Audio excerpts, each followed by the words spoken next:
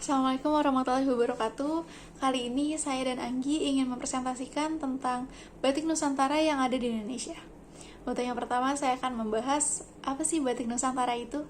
Batik Nusantara adalah salah satu bentuk kain hias tradisional khas Indonesia yang metode pembuatannya menggunakan tinta dan lilin yang digambarkan secara manual pada kain membatik.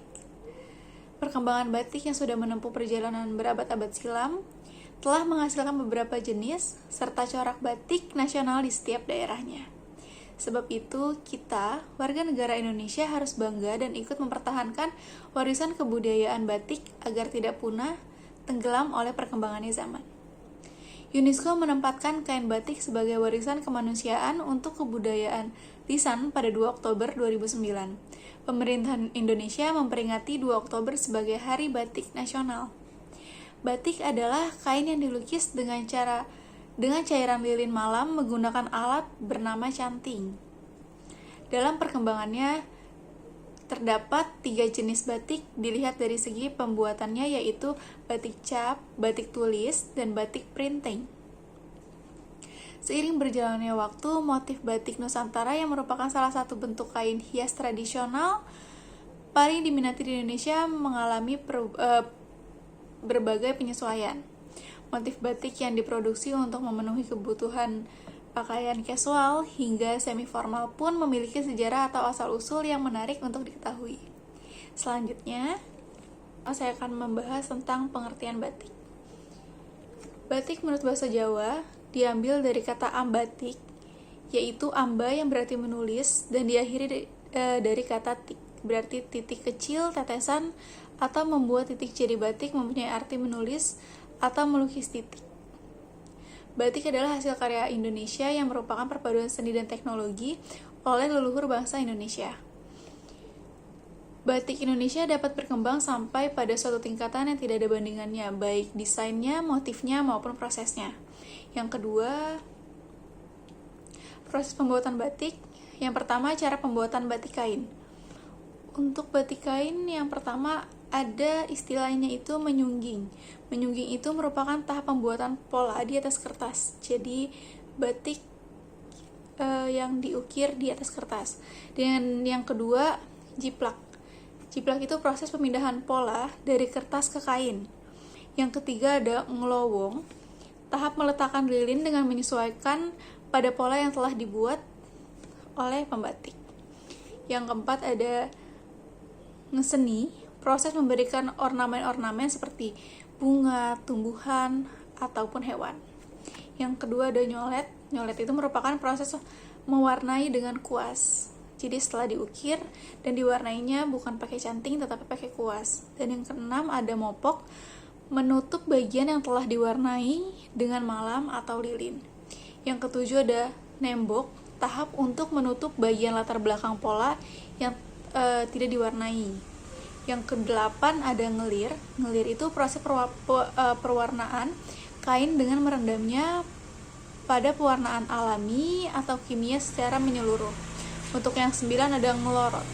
Ngelorot itu perendaman kain ke dalam air mendidih untuk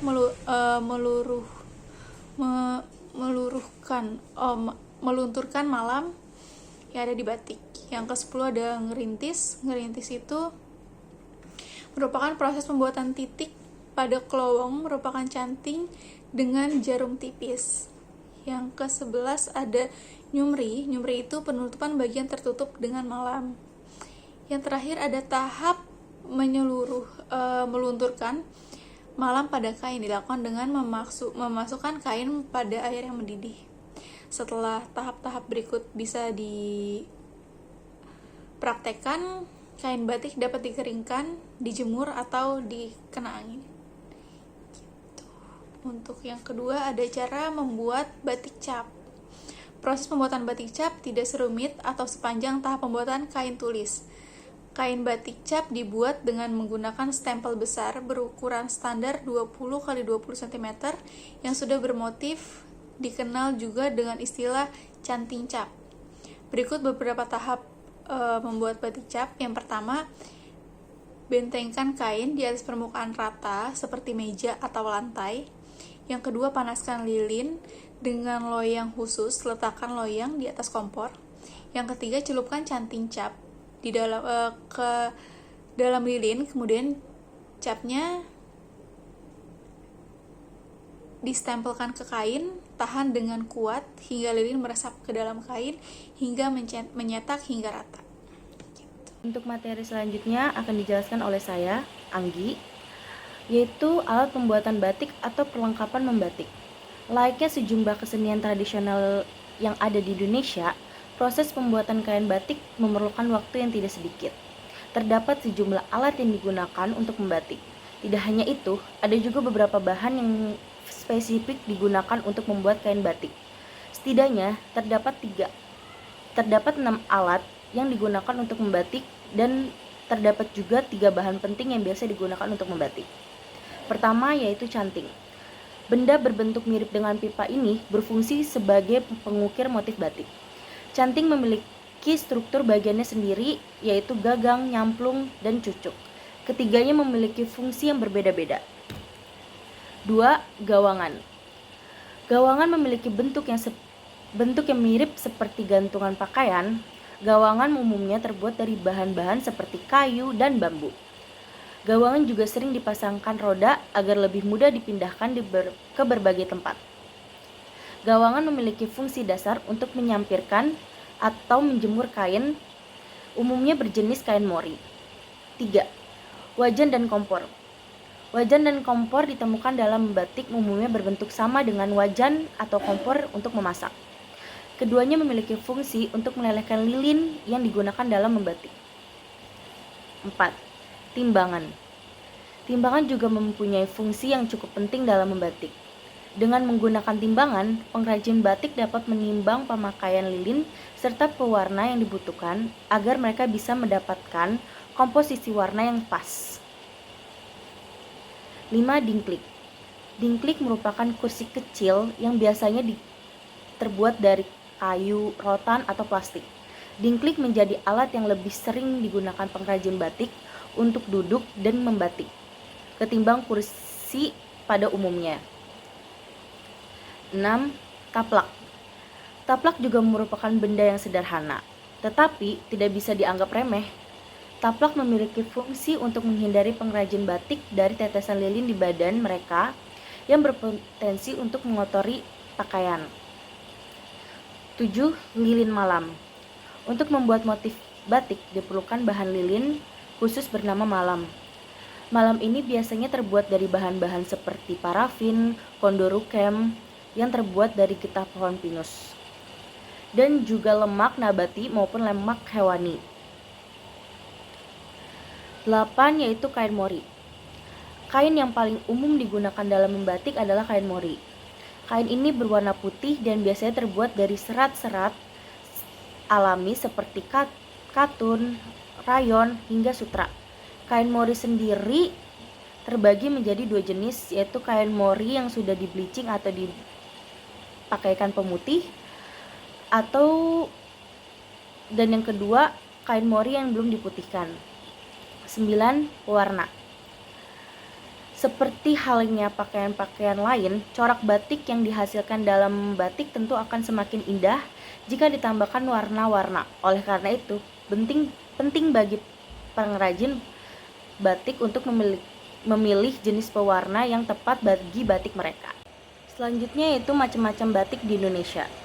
Batik yang sering kita lihat dan pakai sebagian besar berasal dari Jawa Tengah. Sebenarnya, di Pulau Jawa saja masih ada beberapa jenis batik lainnya, baik dari Jawa Timur maupun Jawa Barat.